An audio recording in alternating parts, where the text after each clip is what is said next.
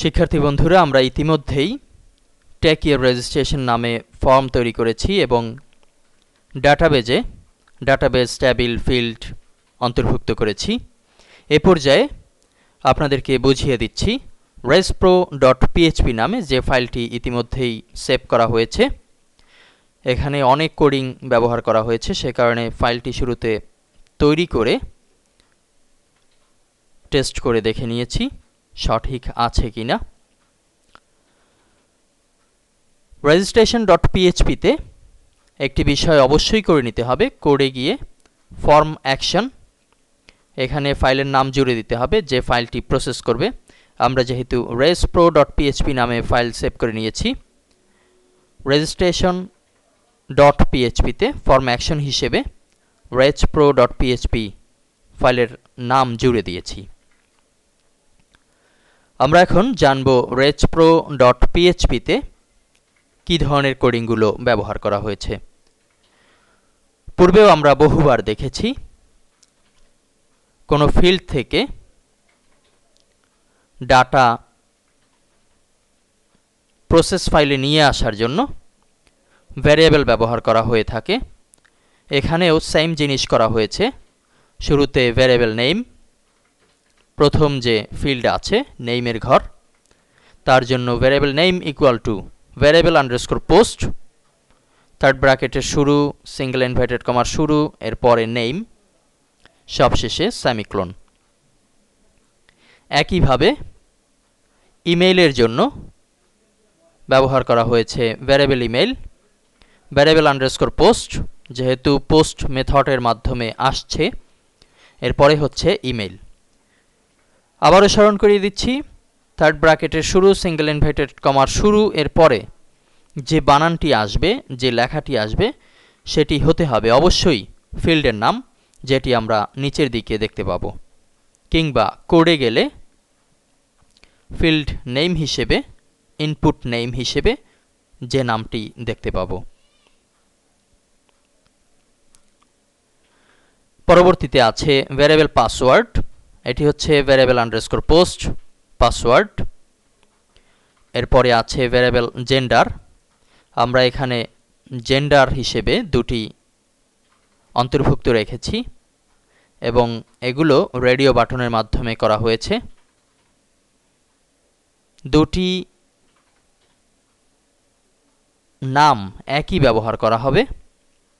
এখানে যতগুলো radio button থাকুক না কেন, নাম একই থাকবে, কিন্তু প্রত্যেকের ভ্যালু আলাদা আলাদা হবে। আমরা জেন্ডার নাম জুড়ে দিয়েছি, নিচের দিকে লক্ষ্য করব। সেই নামটি আমরা ভ্যারিয়েবল আন্ডারস্কোর পোস্ট, থার্ড ব্র্যাকেটের শুরু, সিঙ্গেল ইনভার্টেড কমার শুরু, এর পরে বসিয়ে দিয়েছি।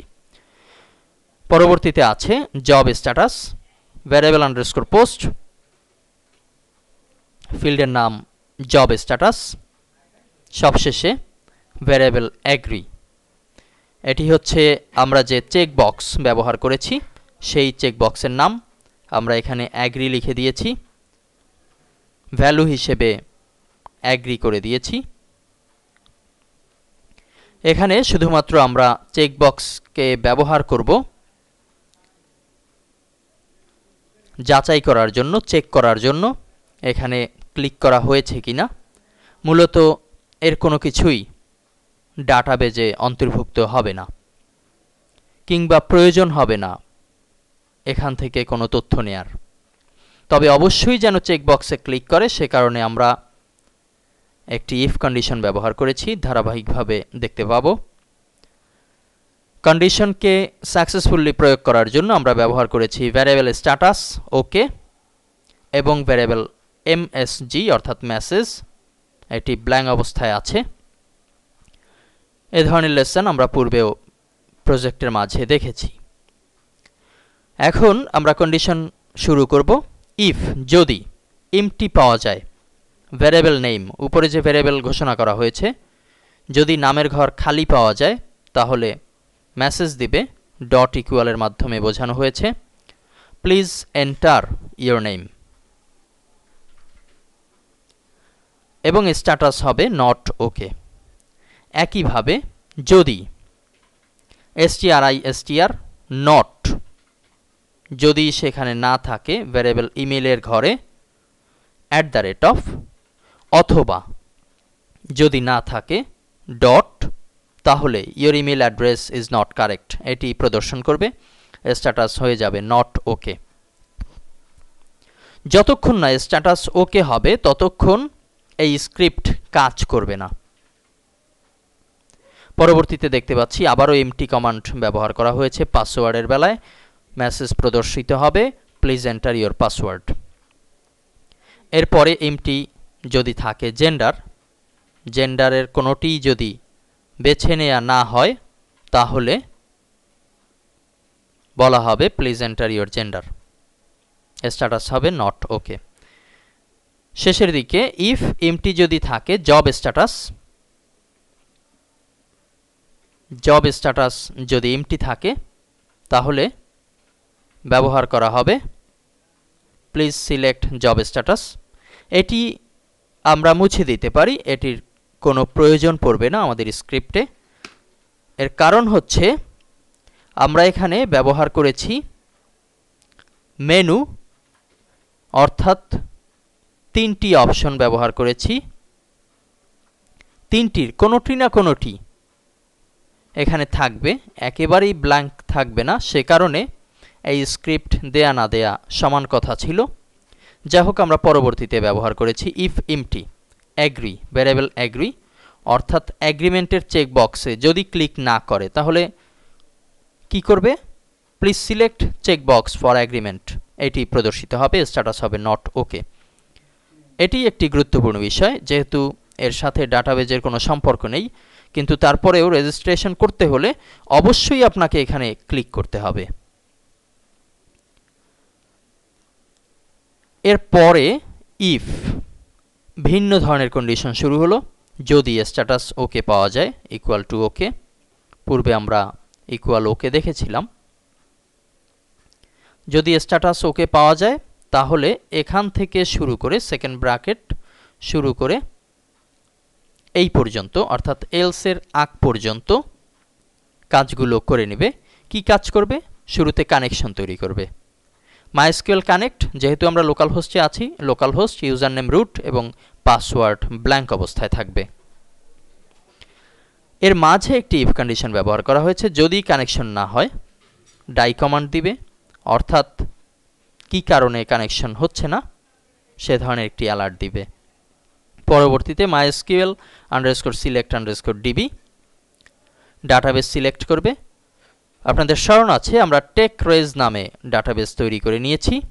আমরা যদি একবার দেখে নিতে চাই এখানে দেখতে পারি টেকরেজ।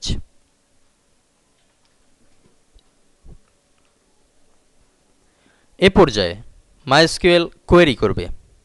কোয়েরিতে বলা হচ্ছে ইনসার্ট করবে ইনটু ইনফোর মাঝে, ইনফো হচ্ছে টেবিলের নাম দেখা যাচ্ছে, একই বানান অবশ্যই দিতে হবে।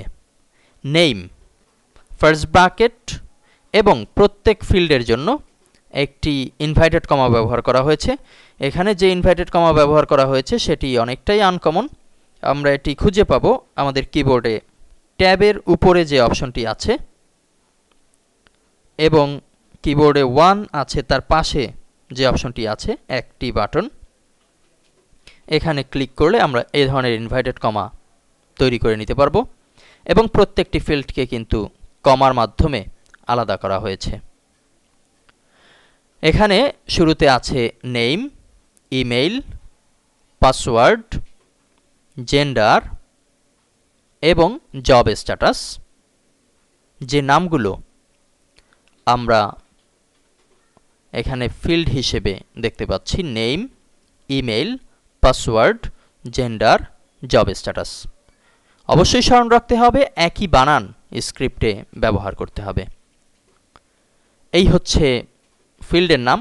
এর মাঝে ভ্যালু অন্তর্ভুক্ত হবে, একবার এক একজনের ভ্যালু অন্তর্ভুক্ত হবে।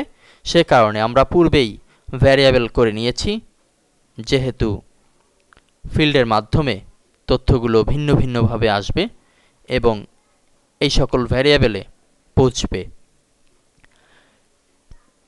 ভ্যালু হিসেবে আমরা নর্মাল সিঙ্গেল ইনভার্টেড কমা তার মাঝে শুরুতে দিচ্ছি ভ্যারিয়েবল নেম, যেহেতু প্রথমে নাম আছে নামের ঘরে নাম যাবে, ইমেইলের ঘরে ইমেইল। এই সিরিয়াল কিন্তু অবশ্যই ঠিক রাখতে হবে, তা নয়তো একজনের ঘরে অন্য একজন গিয়ে বসবে। পাসওয়ার্ডের ঘরে পাসওয়ার্ড, জেন্ডারের ঘরে জেন্ডার, ভ্যারিয়েবল জেন্ডার, এবং জব স্ট্যাটাস এর ঘরে ভ্যারিয়েবল জব স্ট্যাটাস। ইকো করবে HTML কমান্ডের মাধ্যমে কিছু কালার ফন্ট সাইজ করে নেওয়া হয়েছে। Thank you. ভ্যারিয়েবল নেম, যে ব্যক্তি রেজিস্ট্রেশন করলো তাকে থ্যাঙ্কস জানানো হবে, ভ্যারিয়েবল নেমের মাধ্যমে তার নামটি এখানে প্রদর্শন করবে। Your registration successfully completed. আমরা চাইলে এখানে ভিন্ন কিছু লিঙ্ক করে দিতে পারি। রেজিস্ট্রেশন শেষ, এখন সে চাইলে লগ ইন করতে পারে, সেরকম একটি কমান্ড লিঙ্ক ধরিয়ে দিতে পারি। কিংবা যদি চাই যে সে এখন হোম পেজে ফিরে আসতে পারে, তাহলে হোম পেজের একটি লিঙ্ক এখানে ব্যবহার করতে পারি। এটি আমাদের ইচ্ছে মতো করে নিতে পারবো। যদি এখানকার ইফ কন্ডিশন কাজ না করে, যেহেতু এর বাউন্ডারি হচ্ছে এই পর্যন্ত, তাহলে এলস ডিসপ্লে করবে ইকো। HTML কমান্ডের মাধ্যমে কিছু কালার করা হয়েছে, সাইজ জুড়ে দেওয়া হয়েছে, ভ্যারিয়েবল MSG, যার মাধ্যমে উপরের অ্যালার্টগুলো প্রদর্শন করবে। সেই মেসেজ ভ্যারিয়েবল লিখে দেওয়া হয়েছে। আমরা এখন ফাইলকে সেভ করছি। ব্রাউজার থেকে আমরা ফাইলটিকে কল করে নিয়েছি এবং রিলোড করছি। এখন টেস্ট করার জন্য আমরা দু একটি ইনফরমেশন যুক্ত করব। শুরুতেই চেক করে নিচ্ছি, যদি ফিল্ডগুলো ব্ল্যাঙ্ক রাখা হয় তাহলে কি অবস্থা দাঁড়ায়। সাবমিট বাটনে ক্লিক করছি। প্রদর্শিত হচ্ছে please enter your name, your email address is not correct. আমরা চাইলে ইমেল অ্যাড্রেসের জন্য আরও কিছু কন্ডিশন ব্যবহার করতে পারি। যেমন যদি ইমেল অ্যাড্রেস ফাঁকা থাকে তাহলে উপরের মেসেজের মতো একটি মেসেজ দিবে। আবার যদি ইমেল অ্যাড্রেসে সমস্যা থাকে, @ বা ডট যদি খুঁজে না পাওয়া যায়, তাহলে এ ধরনের মেসেজ দেবে। প্লিজ এন্টার ইউর পাসওয়ার্ড, পাসওয়ার্ডের জন্য সেম আরও কিছু অপশন ব্যবহার করতে পারি। PHPর বিভিন্ন ফাংশন আছে, যেমন পাসওয়ার্ড 10 অক্ষরের বেশি হতে পারবে না, 6 অক্ষরের নিচে হতে পারবে না, এমন কিছু অপশন। নিচের দিকে please enter your gender, please select check box for agreement. আমরা আবার পেছনে ফিরে যাচ্ছি। আমরা এখন একটি নাম লিখছি, সাপোজ নাহিদ।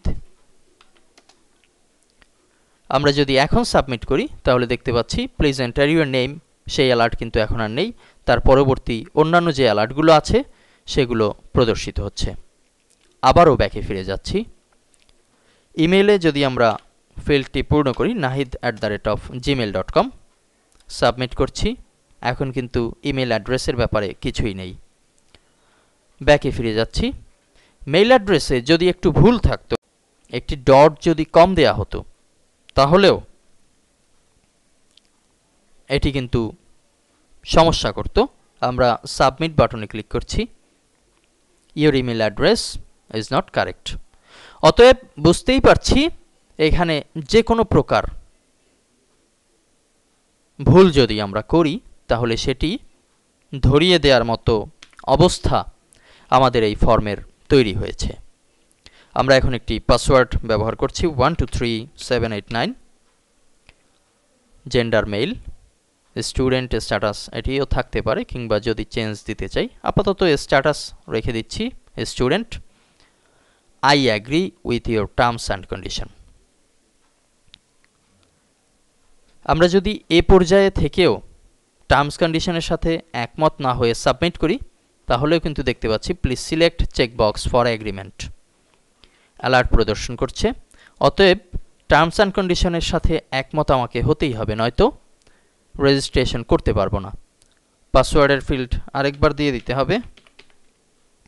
এ পর্যায়ে সব কিছু সঠিকভাবে দেয়া হয়েছে। আমরা সাবমিট বাটনে ক্লিক করছি।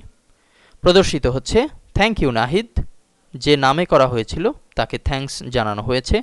Your registration successfully completed. যেহেতু আমরা টেস্ট করার জন্য বিষয়টি করেছি, আমরা এখন ডাটাবেজে গিয়ে দেখব আসলেই তথ্য সঠিকভাবে ডাটাবেজে অন্তর্ভুক্ত হয়েছে কিনা। পিএইচপি মাইঅ্যাডমিন থেকে আমরা আছি টেকরেজ ডাটাবেজে। এখানে ইনফোতে ক্লিক করছি, পরবর্তীতে ব্রাউজ। নিচের দিকে লক্ষ্য করতে পারছি name Nahid, email nahid@gmail.com, password 123789, mail student, job status. যথারীতি সবগুলো ডাটাই কিন্তু সঠিকভাবে ডাটাবেজে অন্তর্ভুক্ত হয়েছে। সামনের লেসনে আমরা লগ ইন প্রক্রিয়া দেখব। ধন্যবাদ।